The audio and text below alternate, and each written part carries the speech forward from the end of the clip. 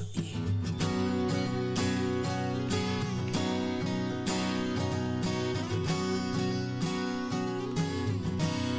me pregunto si recuerdas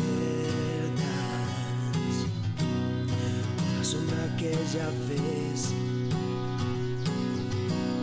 cuando tus ojos se abrieron y la luz pudiste ver.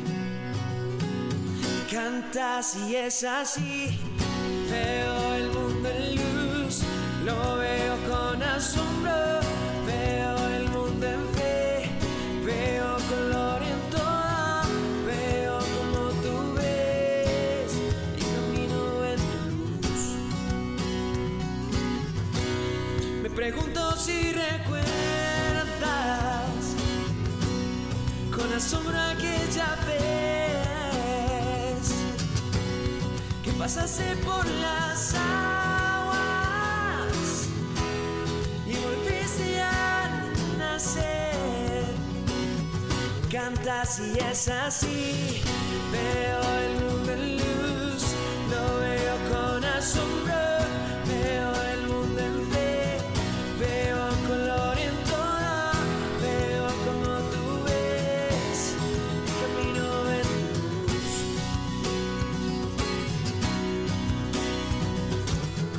Veo con tu amor y veo con tu gracia, veo como tú ves, camino en tu luz,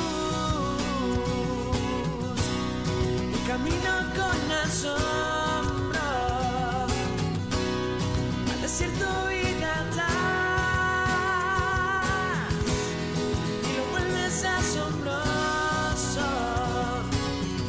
Cantas y es así, veo tu reino aquí, veo un mundo libre, veo como Jesús, el desierto vida das.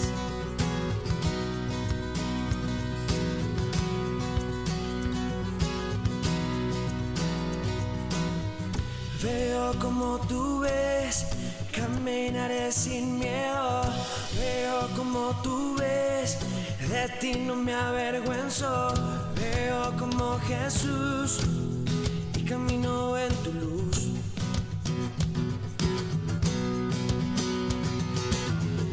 Veo como tú ves, caminaré sin miedo, veo como tú ves, de ti no me avergüenzo, veo como Jesús, camino en tu luz.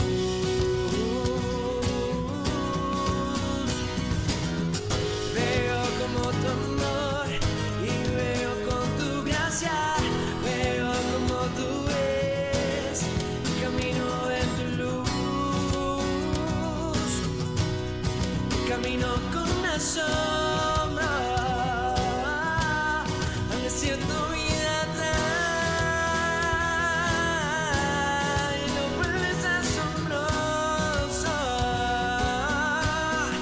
Cantas y es así, veo tu reino aquí, veo un mundo libre, veo como Jesús, me siento vida.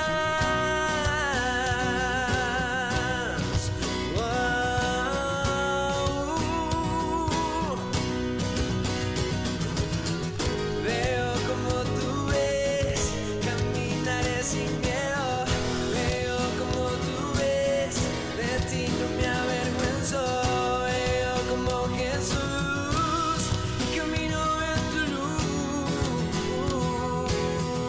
Cantas y es así, veo tu reino aquí, veo un mundo libre, veo como Jesús, al desierto vida das, veo como Jesús, al desierto vida das, veo como Jesús, al desierto vida das.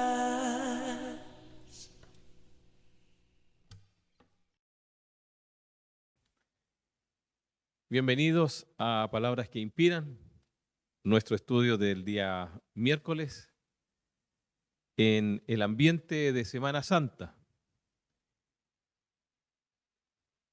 Estamos justo previo a los momentos más decisivos en la vida de Jesucristo, si es que hemos estado siguiendo las lecturas propias de la Biblia de estos días, sabemos que son situaciones dramáticas que Jesús estaba viviendo a la altura de esta semana en el tiempo que le tocó vivir. Y realmente para nosotros es muy conmovedor poder leer cada uno de los sectores que en los evangelios relatan cada día de esta semana. El domingo pasado se celebró el Domingo de Ramos, la entrada triunfal de Jesús a Jerusalén, montado ahí en un burrito, y todas las personas que estaban en ese día en la capital de Israel salieron a su encuentro con ramas de palma y tirando sus mantos al paso de Jesús, eh, gritando a viva voz por el rey que en ese momento estaba llegando a Jerusalén y diciendo viva el rey, ¿no? El rey de Israel. Luego las cosas dramáticamente irían cambiando el sesgo de los acontecimientos y finalmente ese jueves terrible, ¿verdad?, en que Jesús fue arrestado, luego fue llevado a la corte, fue torturado, finalmente condenado a muerte, rápidamente crucificado y muerto el día viernes, sepultado rápidamente también, antes que oscureciera, antes que en la tradición judía comenzara el sábado. Y pareciera que ahí todo terminó, como dije hace algunos estudios atrás, pero el domingo Jesús resucitó y todo cambió. Hoy vamos a revisar en nuestro estudio una de las oraciones más importantes de toda la Biblia, expresadas por Jesucristo y tomadas en el Evangelio de Juan. Se conoce como la oración pontificial, la oración vicaria, la oración universal que Jesús hace por toda la iglesia. Y justamente es en el marco previo al momento en que Jesús fue arrestado. Pero antes quisiera volver a recordarles que este Viernes Santo a las 10 de la mañana vamos a celebrar el culto de las 7 palabras en una actividad exclusivamente presencial. No vamos a realizar la transmisión a través de nuestras redes sociales de ese culto que comenzará a las 10 de la mañana. Será un tiempo muy especial para toda la iglesia. Está usted invitado. Tenemos una capacidad bastante amplia en nuestro templo para recibir a todos los hermanos que quisieran venir, cuidando todas las ordenanzas de la autoridad sanitaria. Debe venir con pases de movilidad, con el uso obligado de mascarilla en un lugar interior como es el templo y guardando la distancia propia que nos piden a nosotros para la realización de nuestros cultos. También la disposición legal pone un límite para ese servicio, no más de 2 horas. Nosotros tenemos la costumbre de no tener más de 1 hora y media nuestros servicios. Así es que, guardando todas las reservas que nos impone la autoridad, vamos a tener ese culto solo presencial. Así que si usted quiere participar del culto de las 7 palabras, es muy bienvenido, muy bienvenida para que participe aquí con nosotros. Viernes 10 de la mañana. Ahora vamos a orar y vamos a pedir que el Señor Jesucristo guíe este estudio esta noche. Señor, muchas gracias porque podemos reunirnos en torno a tu palabra que siempre nos sorprende, que es maravillosa, que nos enseña tantas y tantas cosas. Espero, Señor, que nos ayudes a internalizarla para poder vivirla cada día en nuestra experiencia común y, Señor, crecer en tu gracia. Bendice a todas las personas que nos siguen en nuestras redes sociales esta noche y todos aquellos que verán este estudio en el futuro cercano. Gracias, Padre bueno. Oramos muy agradecidos por Jesucristo, nuestro Salvador. Amén. Solo voy a leer el comienzo de Juan 17, los primeros 5 versículos, porque es un pasaje bastante extenso, pero voy a revisarlo completo, porque como es un estudio bíblico, quisiera compartirlo completo. Son realmente muchos versículos. Es un discurso bastante extenso. Son 26 los versículos de Juan 17. Así que vamos a leer solamente los primeros 5. Usted siga ahí en su Biblia la lectura, pero manténgala abierta porque voy a estar explicando los sectores de este pasaje para que lo vayamos interpretando juntos y vayamos aplicándolo a nuestra vida. Dice la palabra de Dios en Juan 17, 1 al 5.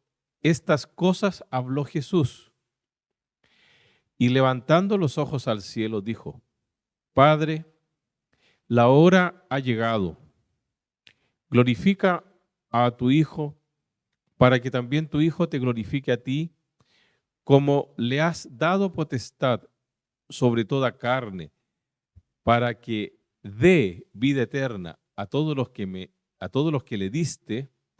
Y esta es la vida eterna, que te conozcan a ti, el único Dios verdadero, y a Jesucristo, a quien has enviado. Yo te he glorificado en la tierra, he acabado la obra que me diste que hiciese. Ahora pues, Padre, glorifícame tú al lado tuyo con aquella gloria que tuve contigo antes que el mundo fuese. Los primeros 5 versículos de Juan 17. Antes de compartir cada una de las divisiones, quisiera decirles que el señor A.T. Robertson, en su obra magnífica, Una armonía de los 4 evangelios, un clásico de la literatura evangélica, sitúa el pasaje de Juan 17 antes de Marcos 14, 26, antes de Mateo 26, 30 y antes de Lucas 22, 39, 45. Si ustedes pueden tomar su Biblia, comparar los 4 evangelios, pueden anotar ahí en sus libretas de apunte que en esta disposición de los evangelios, donde tenemos nosotros distintas miradas, ¿verdad? Son 4 autores distintos que relatan un mismo hecho, la vida de Jesús, y a veces nos cuesta entender en qué momento ocurrieron ciertos hechos en la vida de Jesús, porque pareciera que el tiempo lo miran de una forma distinta, lo miden de una manera distinta, hay acontecimientos que en uno aparecen, en otro no, pero el señor Robertson, en esta Una armonía de los 4 evangelios, declara que antes de Marcos 14, 26, antes de Mateo 26, 30 y antes de Lucas 22, 39, deberíamos leer Juan 17. Y luego podríamos hacer las lecturas como un ejercicio para darle la continuidad necesaria a esta última semana de nuestro Señor Jesucristo y poder armonizar los 4 evangelios de esa manera. El libro de Juan se divide en 2 partes. Casi un 50% de Juan está dedicado a la parte desde el comienzo del ministerio de Jesús hasta el momento previo a la última semana de la vida de Jesús, y el otro 50% del Evangelio está dedicado exclusivamente a la última semana de la vida de Jesús en Jerusalén. Entonces, para Juan era muy importante dejar fuertemente asentado el testimonio de cada uno de los momentos que vivió Jesús en esta última semana de su vida, y luego obviamente el testimonio de la resurrección con algunos pasajes clásicos que lo vamos a estar revisando posteriormente de la resurrección. Entonces, volviendo al estudio propio de Juan 17, estos pasajes, estos textos bíblicos pueden dividirse de la siguiente manera. El contexto, versos 1 al 5, que fue el que leímos, que es lo que hace a Jesús orar de esta manera. La misión de Jesús y su cumplimiento, versos 6 al 16. Luego habla de la santificación o de santificar a su pueblo, a la iglesia, a sus discípulos, del 17 al 20. Y luego habla de la unidad, desde el 21 al 26, el significado de la unidad, que eso es algo que caracteriza fuertemente a la iglesia. La iglesia busca permanentemente la unidad del pueblo de Dios. Nosotros nos sentimos unidos, hermanados a lo que llamamos la Iglesia Universal. Todos aquellos que confiesan el nombre de Jesucristo como Salvador personal, a ellos nosotros nos sentimos unidos a través de la persona del Espíritu Santo, y Jesús habla en esta oración acerca de la necesidad y del propósito de la unidad de la iglesia. Entonces, vamos a la primera parte, el contexto. Jesucristo habla de glorificar al Padre, le pide al Padre que lo glorifique a Él dice que va a glorificar a sus seguidores. Entonces, ¿qué significa esta expresión?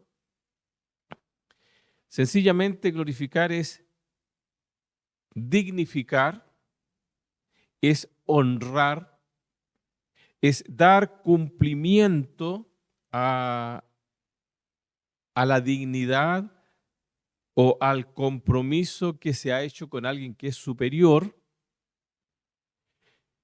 Tiene que ver con la significación más profunda de lo que significa el reconocimiento de la soberanía, de la trascendencia, y voy a usar una palabra muy técnica aquí, y de la inmanencia santa o presencia santa de Dios en medio de su pueblo.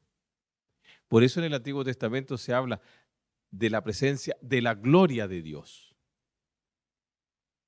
Entonces Jesús está diciendo: Señor, yo te he rendido mi vida en un acto de reconocimiento a lo que tú eres como el Dios único, soberano, magnífico, creador, poderoso de todo lo creado. Y luego le dice: Padre, ahora es tu turno de devolverme, de darme, de reconocerme, de tributarme esa gloria a la cual yo tuve que renunciar. Y nosotros recordamos entonces al apóstol San Pablo ahí en Filipenses capítulo 2, cuando dice que Jesucristo renuncia a su calidad y a su posición como Dios para hacerse como uno de nosotros, humillándose a la condición humana, y no solamente a la condición humana, sino que humillándose a la muerte y a la muerte de cruz. Entonces, en esta oración, Jesús pide ser restituido a su gloria primera. Pero luego de establecer esta relación profunda entre su Padre y Él desea que esa misma gloria sea traspasada a sus discípulos. Que los discípulos reciban esa dignificación, esa honra, y que Dios Padre y Él como Hijo puedan cumplir en sus discípulos esa glorificación, esa honra como parte de la promesa por seguirlo, por servirle, por amarlo, por ser fieles al llamado que Jesús nos ha hecho. Luego el Señor Jesucristo dice que Él tiene potestad dada por Dios y al igual como la gloria, le reconoce esa potestad, esa autoridad, como una derivación que viene del Padre, que Él la posee como derivada de su Padre y que Él la da a sus discípulos. Esa potestad, esa autoridad, y esa autoridad es ofrecer, es dar, es tener la capacidad para entregar vida eterna. Y además, Juan define lo que significa tener vida eterna. Eso es algo que generalmente nosotros pensamos que va a ocurrir después que muramos y que vamos a estar eternamente viviendo al lado de Jesucristo. Pero en Juan 17, tener vida eterna es conocer a nuestro Padre Dios. Es decir, cuando nosotros aceptamos a Jesucristo en nuestro corazón y conocemos en Jesucristo a nuestro Padre, entonces tenemos vida eterna. Si usted tiene a Jesús en su corazón como Salvador personal, usted ya tiene vida eterna, porque Jesús dice que tener vida eterna es conocer al Padre. Y conocer al Padre es conocer a Jesús, o conocer a Jesús es conocer al Padre. Entonces, en esta primera parte, que es el contexto de la oración, finalmente con mucha fuerza, pero también con mucha humildad, Jesús le pide en oración a su Padre que lo restituya a su lugar de origen, que lo restituya al lugar que a Él le corresponde al lado de su Padre Dios. Que este vaciamiento que el apóstol San Pablo reconoce que hace Jesucristo, descendiendo de lo alto como Dios, renunciando a esa posición y humillándose, asumiendo la condición humana y muriendo en la cruz del Calvario, sea Jesús restituido a su posición original como Dios, y eso Jesús se lo pide con fuerza, pero con humildad a su Padre. Le pide: restitúyeme a mi legítimo lugar, restitúyeme a mi lugar de origen, a donde me corresponde estar. Entonces, dentro de ese contexto en que Él está poniéndose delante de su Padre, orando Y esto nos recuerda la oración del Padre Nuestro, ¿verdad? Porque el Padre Nuestro, cuando Jesús le dijo a sus discípulos, cuando ustedes oren, digan, Padre Nuestro que estás en los cielos, santificado sea tu nombre, pareciera que sigue el mismo orden, ¿verdad? Porque Jesús en esta oración está santificando a su Padre que está en los cielos, cuando le glorifica, devolviéndole la dignidad, la honra, cumpliendo él su parte como hijo, reconociéndolo soberano, trascendente, alto, poderoso, sublime,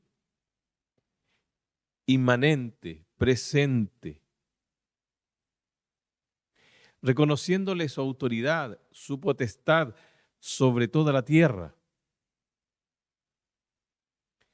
Y también obediente al decirle, Padre, por favor, yo voy a hacer lo que tú me has mandado, pero por favor, restitúyeme al lugar de origen, con humildad. Entonces, pareciera que si nosotros pudiéramos insertar esa primera parte del Padre Nuestro en esta oración, Jesús está precisamente siguiendo su propio modelo de oración. Padre nuestro que estás en el cielo, santificado sea tu nombre. En la segunda parte,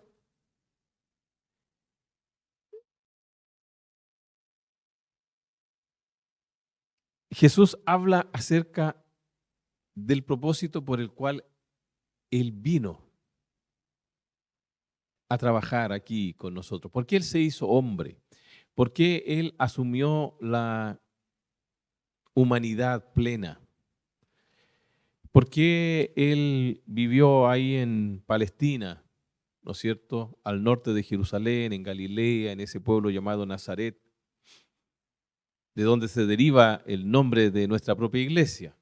Porque Jesús vivió en Nazaret, le decían el Nazareno, y nosotros somos la iglesia del Nazareno, de ese Nazareno que trabajó entre esa población perdida al norte de Jerusalén, Galilea de los gentiles, que fue una tierra despreciada por sus compatriotas, pero que fue iluminada por el mensaje del Evangelio. Jesús trabajó ahí en las costas del Genesaret, ese lago que reconocemos nosotros precisamente por el ministerio de Jesús, de donde llamó a sus discípulos y donde hizo grandes milagros. Y saben una cosa, en esta parte, en los versos 6 al 16, de una manera muy especial, Jesús define su misión. Y su misión son sus discípulos. Yo sé que se han escrito miles y miles y miles de libros tratando de definir la misión de Jesús. Y hemos predicado un montón, una miriada de sermones acerca de la misión de Jesús. Y perdonen que sea tan simplista esta noche al compartir mi mirada sobre la misión de Jesús. Pero al leer esta parte de Juan 17, la única conclusión válida es que para Jesús su tarea fueron sus discípulos. Todo lo que él señala a partir del verso 6 y hasta el 16 nos habla precisamente del empeño, del trabajo, del interés. En pocas palabras, de todo el esfuerzo que él hizo por formar a sus discípulos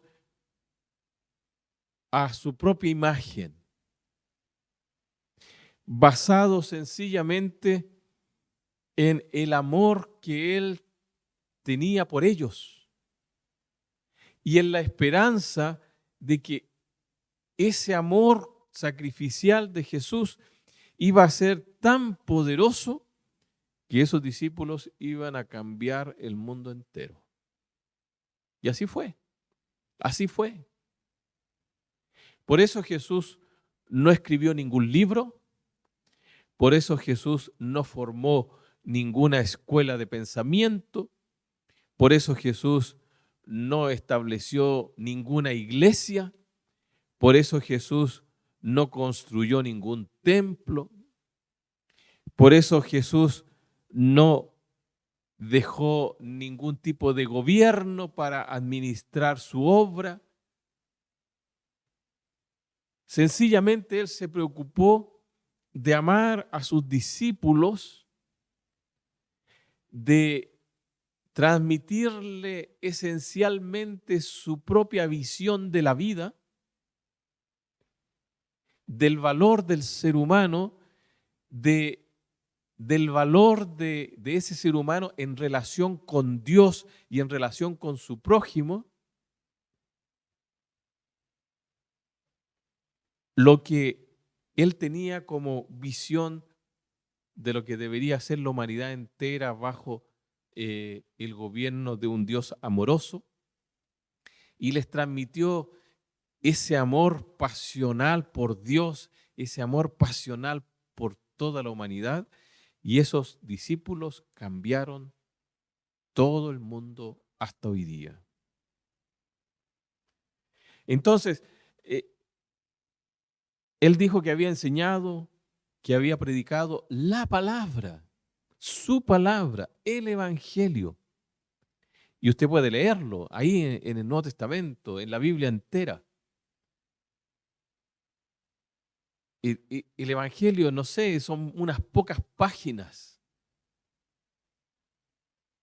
Pero las enseñanzas de Jesús son radicales, son revolucionarias, cambian la mente, cambian la conciencia, cambian el corazón de las personas. Jesús tiene como misión las personas.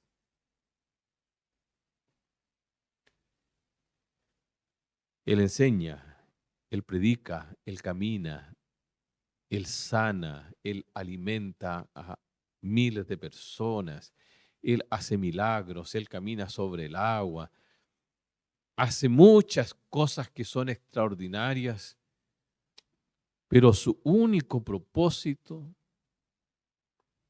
era transformar la vida de sus discípulos y de sus seguidores. Y lo logró. Entonces, Él en esta oración ruega por esos discípulos. ¿Por qué? Porque Él ya no va a estar con ellos. Porque Él ya no va a poder protegerlos.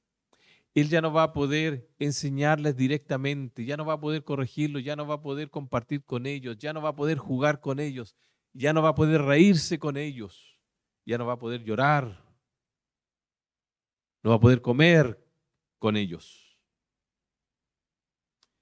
Él ya no va a estar en este mundo. Si Él va a morir, va a resucitar y dentro de unos 40 días, un poco más, va a ascender a los cielos. Entonces le pide a su Padre que los proteja. Pero fíjense que dice que los proteja del mundo.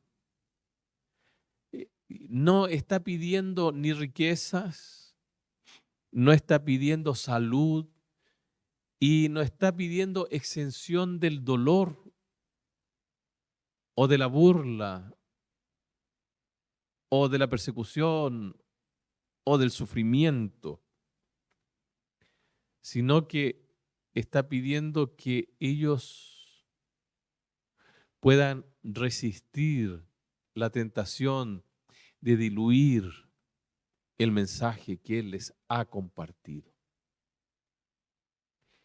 Que puedan diluir su estilo de vida, que puedan olvidarse de los propósitos por los cuales Jesús estuvo con ellos 3 años o 3 años y medio.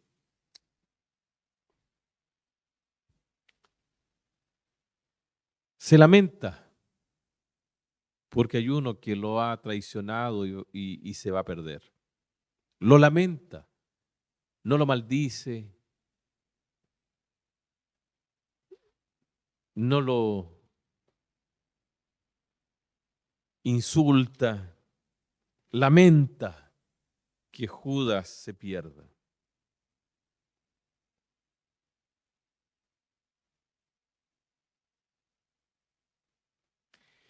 Él reconoce que hay una tensión permanente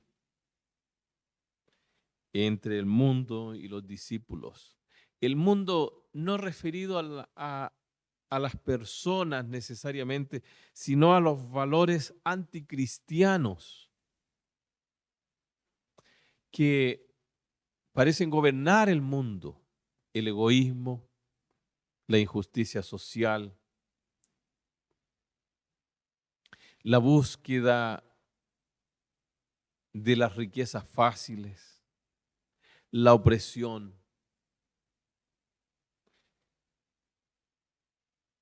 la utilización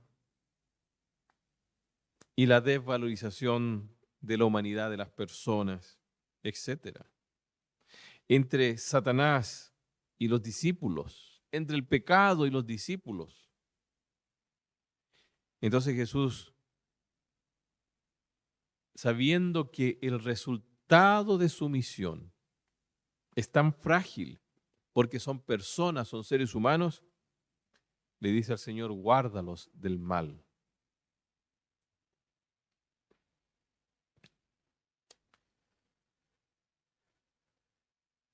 Entonces es natural que el siguiente punto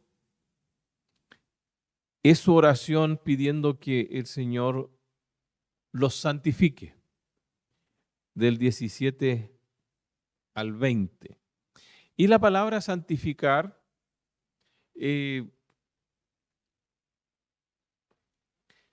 a veces resulta un poco controversial porque hay cristianos que les molesta un poco esta palabra en el sentido del Nuevo Testamento. En el sentido del Antiguo Testamento no les molesta mucho porque santificar es hacer santo algo y significa apartarlo para el uso de Dios. Entonces nosotros tenemos que inferir que todo lo que se aparta para el uso de Dios, Dios lo purifica también. Pero en el Nuevo Testamento eso es implícito, no es explícito. Claramente se dice, y Pedro lo reconoce en el libro de Hechos, que la santificación de los corazones de los cristianos implica la purificación de toda maldad del corazón de los cristianos. Entonces, hay un sector de los cristianos, y yo lo critico fuertemente eso, que dicen que el corazón de los cristianos nunca puede ser purificado plenamente. Entonces, Pedro se equivocó. Jesús le dice a Dios que santifique a estos discípulos de Él y que santifique a todos los que van a creer en Jesucristo por el testimonio de esos discípulos.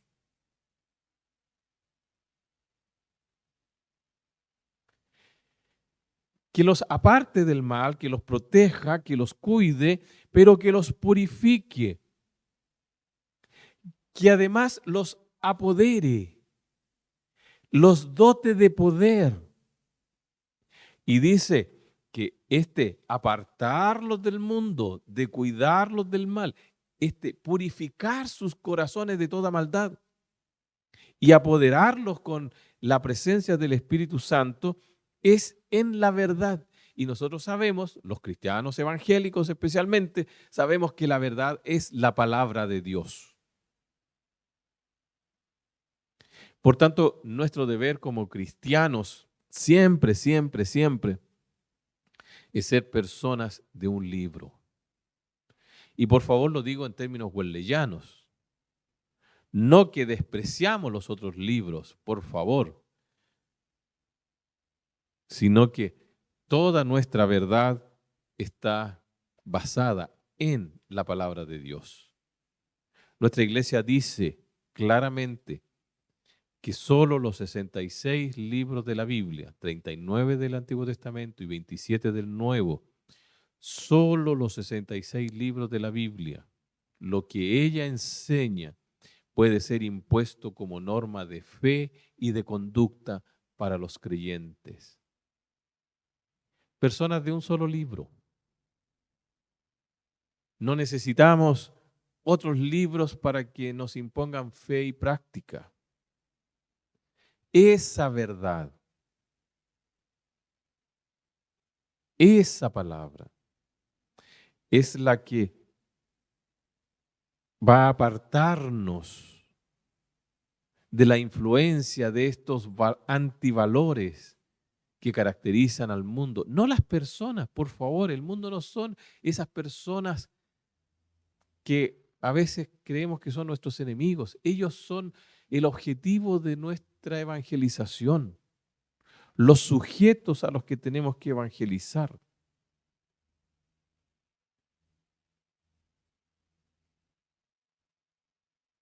Jesús le dice, apártalos, Señor, de esa influencia, de los principios mundanos de este mundo que tienden a destruir la fe y la solidez de mis discípulos.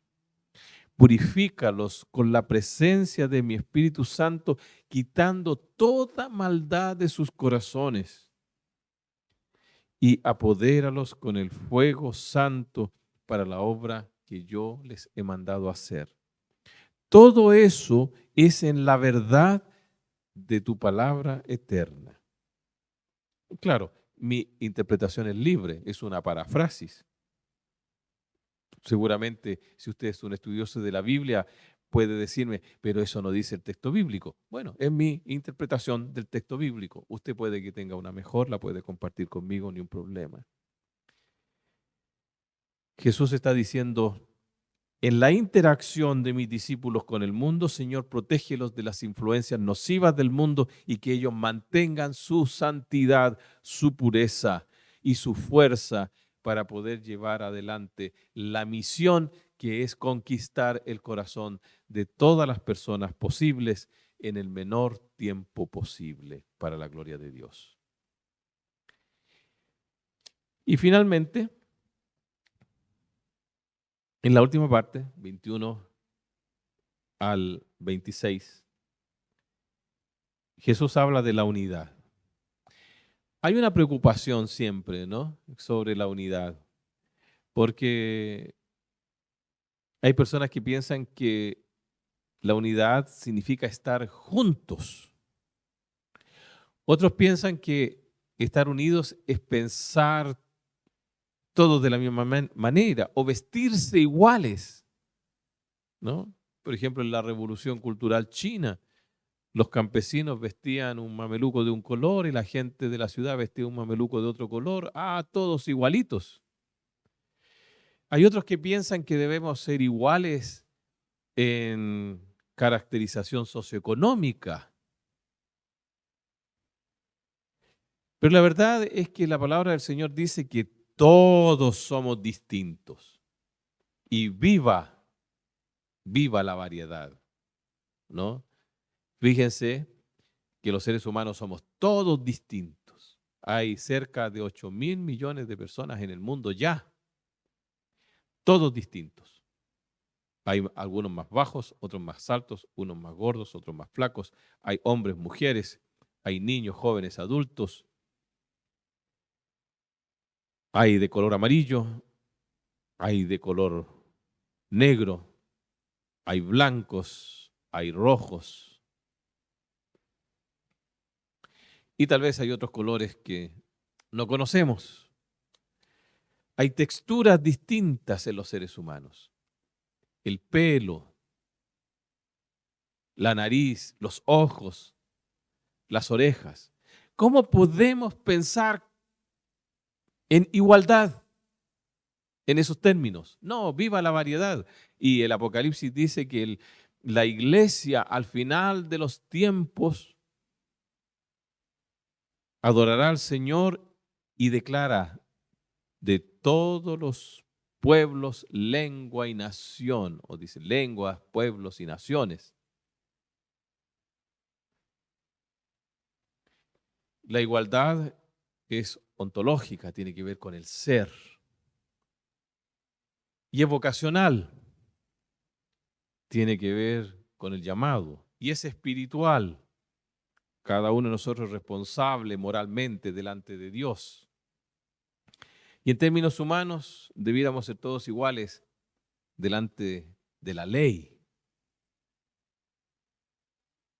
Y el Estado debiera darnos a todos igualdad de condiciones para poder competir libremente en la vida de acuerdo a nuestras capacidades.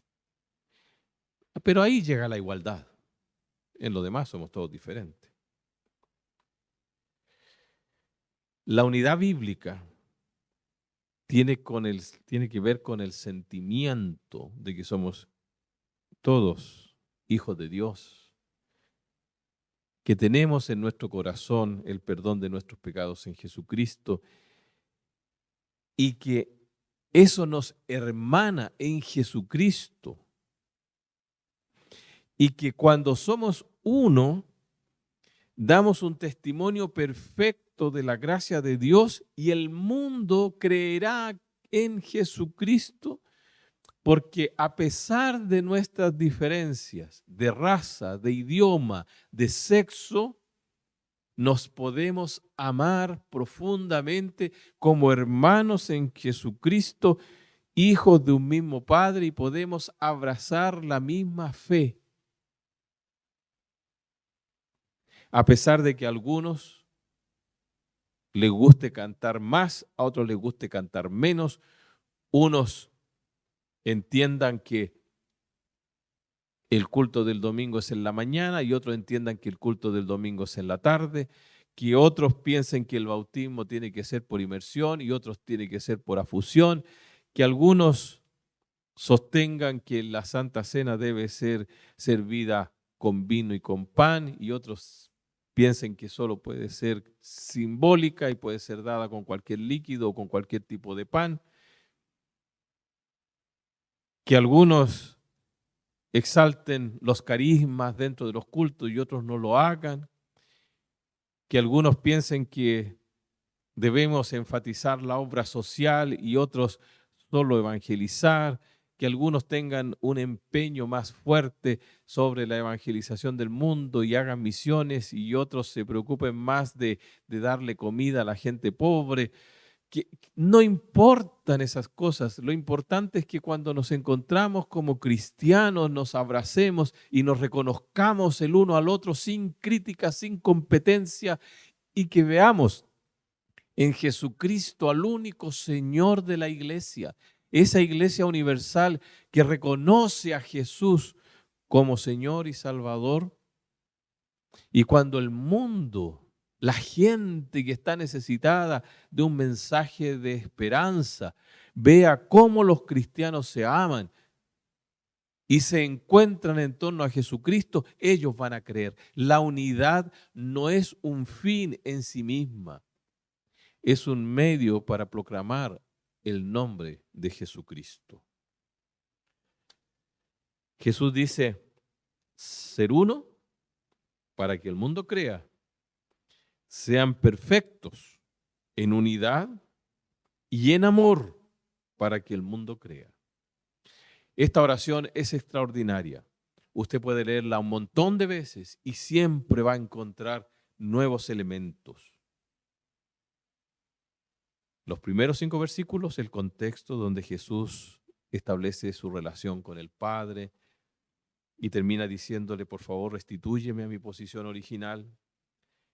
Su misión, los discípulos, las personas.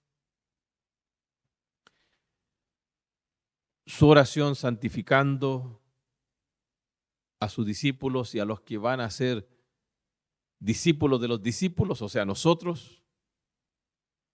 Y la unidad tan necesaria para la iglesia en este tiempo. Señor, ayúdanos en estos días a encontrarnos fuertemente con nuestro Señor Jesucristo de una manera vital, real, profunda, y que construyamos un testimonio vivo, eficaz, desde esa experiencia con nuestro Señor. Bendice a todos los que han participado esta noche y los que verán este estudio en el futuro. En el nombre de Jesús.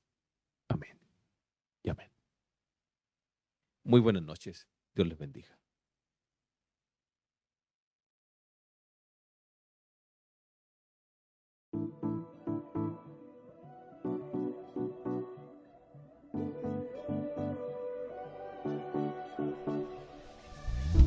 Cuando oscurece y el miedo crece, escucharé tu voz. Si mi esperanza y fe se acaban, mi fuerza tú serás. Cuando creo que no hay valor en mí, Dios lo encuentro en ti. No me rendiré, pues sé que tú nunca me dejarás, nunca me dejarás. Tu amor me cautivó, nunca está lejos. Lo siento resonando como un eco. Tu amor me cautivó, nunca está lejos. Lo siento resonando como un eco en mi corazón.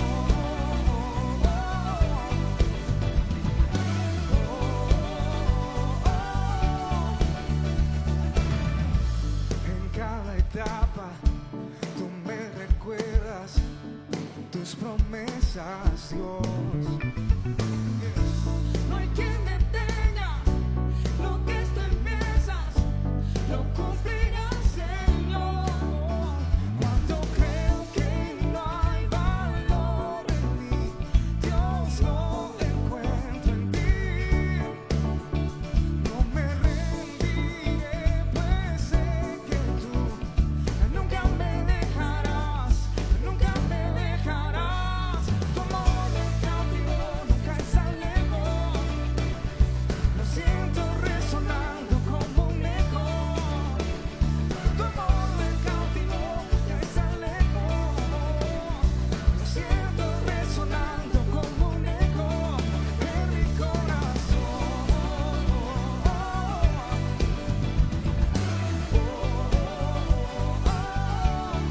En mi corazón.